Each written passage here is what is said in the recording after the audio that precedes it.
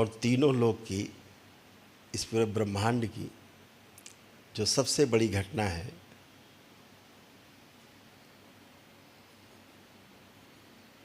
वो इसी अमृत की प्राप्ति है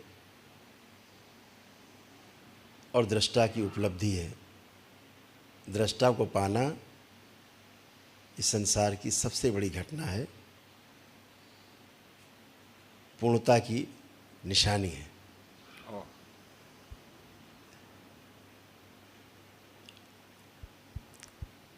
इस बात को बहुत गहरे से समझना है। इसी भाव से आप पार जा सकते हैं। ये कुंजी है अध्यात्म जगत की, इसे भूल गए। जय जय राधा रमण हरि।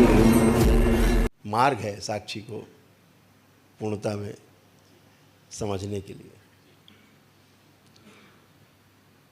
तो चार भाग हैं दृष्टा के, शिवत्व के। सबसे पहले दृष्टा भाव जो है हमारा स्थूल पर केंद्रित होना चाहिए।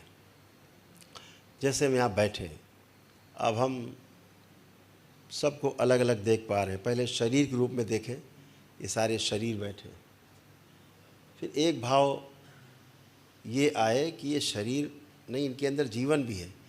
तो सबकी आंखों में झांक के, चेहरे में झांक के उसके अंदर बैठे जीवन को देखने की कोशिश करें, जीवन से तालमेल मिलाने की कोशिश। कोई भाव नहीं, कोई भाव नहीं, बिना भाव के जीवन को ढूंढने की कोशिश करें। सब में अलग अलग जीवन है, ऐसा एक प्रैक्टिस है।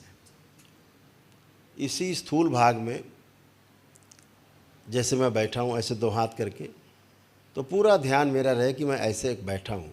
ऐसा बैठना दो तरीके से हो सकता है, बेहोशी में और होश में भी।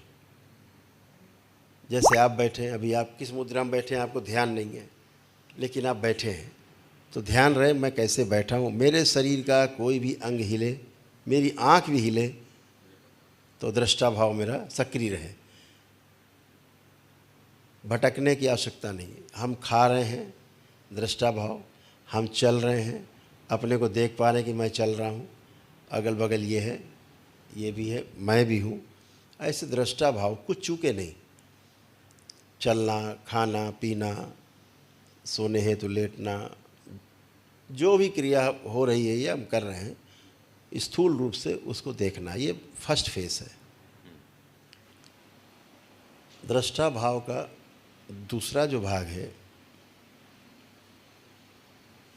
वो है विचारों को अपने देखना, अपने ही विचारों को देखना कि मेरे में कौन कौन से विचार उठ रहे हैं।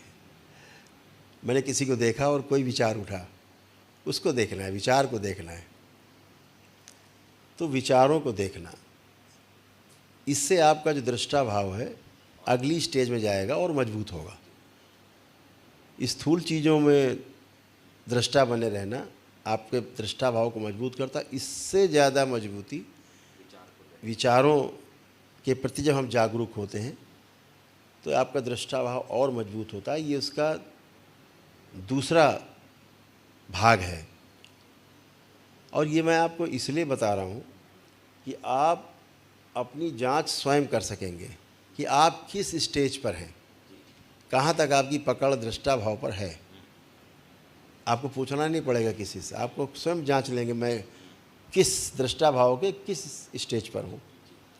तो इसलिए दूसरा भाग है अपने ही विचारों को देखना और उसके प्रति सजग होना, जागरूक होना। हमारी सजगता, हमारी जागरूकता, हमारा साक्षी रहना, यही दृष्टा भाव है, यही शिवत्व है। और जितना हर दो विचार के बीच में जितना अंतराल आता जाएगा, किसी भी चीज़ को दूर हट के देख सकते हैं ठीक से। अभी हम शीशे को ऐसे लगा लें, अपना चेहरा नहीं देख सकते, तो एक निश्चित और अच्छी दूरी कायम करनी पड़ेगी जहाँ से अपना हम चेहरा देख सकें। ऐसे ही विचारों को पढ़ने के लिए विचारों से अलग होना पड़ता है। तो विचारों से जितना हम अलग होते जाते हैं उतना ही हम विचारों को ठीक से देख पाते हैं। और ये भी देखना है कि अगला जो विचार आ रहा है, क्योंकि आप सजग हैं इसलिए अनावश्यक विचार नहीं आएगा। तो फिर आप देख पाएंगे कि हर दो विचार के बीच में गैप कितना है। जी जैसे जैसे गैप बढ़ता जाता है, ये शून्यता बढ़ती जाती है, वैसे वैसे आपका दृष्टा भाव और मजबूत होता जाता है। जी जी स्वयं की अनुभूति भी, स्वयं का मतलब शरीर और जीवन जीवन दोनों की अनुभूति जी स्वयं की करनी है। बिल्कुल। अंतिम इसका जो भाग है दृष्टा भाव का, वो हमारे भाव दशा का दृष्टा होना है कि इतना करके हमारी भाव दशा क्या है। हमारे कई बच्चे हमारे जो साथ हैं, अब ये भाव दशा को अपनी अनुभूति करते हैं, अपने भाव दशा को देखते हैं, फिर हमको लिख के देते हैं कि अब तो इन लोगों से कुछ बोलता नहीं हूँ, तो ये मुझे लिख के देते हैं ऐसा ऐसा, अब तो ऐसा भाव हो रहा, अब ऐसा, अब ऐसा, अब ऐसा। ये भाव दशा है, क्योंकि ये सब बहुत प्रैक्टिस कर चुके हैं, तो ये चारों आयाम में दृष्टा हैं। तो इसलिए जो इसका अंतिम आयाम है दृष्टा का, वो है अपनी भाव दशा का दृष्टा होना। हमारी भाव दशा टोटल में कैलकुलेशन जो आया, पारंगत होके पीछे से आए हैं। अभी तो हम दूसरे की भाव दशा देखते हैं। दरबार के बच्चे जी दूसरे के विचार, पहले दूसरे के शरीर देख लेते हैं, क्या क्या कष्ट। पहला स्थूल में भाव, इनका दृष्टा भाव है।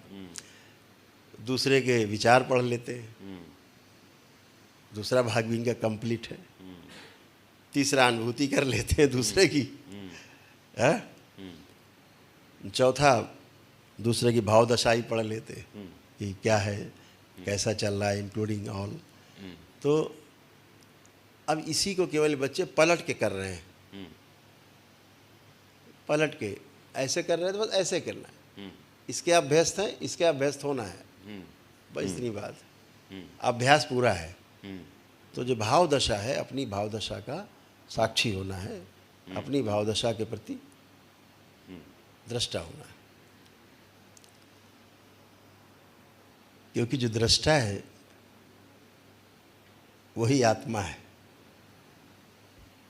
तो आत्मा दृष्टा है, और यही आपके जीवन का अमृतत्व है। और तीनों लोक की, इस पूरे ब्रह्मांड की जो सबसे बड़ी घटना है,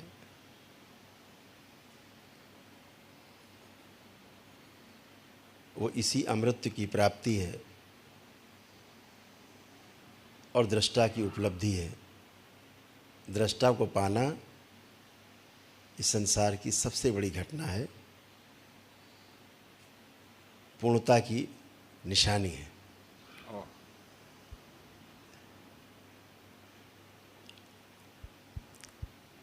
इस बात को बहुत गहरे से समझना है।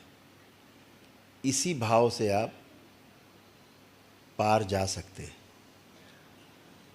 ये कुंजी है अध्यात्म जगत की। इसे भूल गए, काखा गाघा भूल गए, 1 2 3 4 भूल गए, 1 2 3 4 5 भूल गए, ABCD भूल गए, तो आगे नहीं जा सकते। ये आध्यात्म की ABCD है, फंडामेंटल। ये अध्यात्म का ककहरा है। जी जी। इसलिए यही फार्मूला है, और इसी आधार पर अमृत को उपलब्ध हुआ जा सकता है, पूर्णता को प्राप्त हुआ जा सकता है, पूर्णता को उपलब्ध हो सकते हैं, और महाशिव को उपलब्ध हो सकते हैं। यही वो सूत्र है। अभी सबका दृष्टा कमज़ोर है, इसलिए मन मजबूत है। मन आपको गुलाम बना के रखता है। जिस दिन आपका दृष्टा मजबूत हो जाता है, दृष्टा भाव, उस दिन मन गुलाम हो जाता है। जब चारों आयाम में आपका दृष्टा भाव मजबूत हो जाता है, तो मन के ऊपर आपकी पूरी पकड़ हो जाती है। इसका जो सबसे बड़ा लाभ है वो ये है कि संसार आपकी पकड़ में रहता है। आप जब चाहते हैं होश पूर्वक संसार की यात्रा करते हैं, अपने काम करते हैं और होश पूर्वक दृष्टा भाव में स्थिर रहते हैं, तो आप मन की पकड़ से दूर रहते हैं, मन आपकी पकड़ में रहता है, सांसारिकता भी नहीं छूटती और आध्यात्मिकता भी नहीं छूटती। When you are, just like Janak, हाँ जी, राजा जनक, बिल्कुल। आप में से किसी मित्र का ये प्रश्न भी था शायद कि अगर हम ऐसे हो गए तो फिर सारे कार्य कैसे कर पाएंगे, तो उसमें इसका उत्तर छिपा हुआ है, इसको समझ सकते हैं। मेरे ख्याल से दृष्टा की बात काफ़ी हद तक क्लियर हो गई होगी।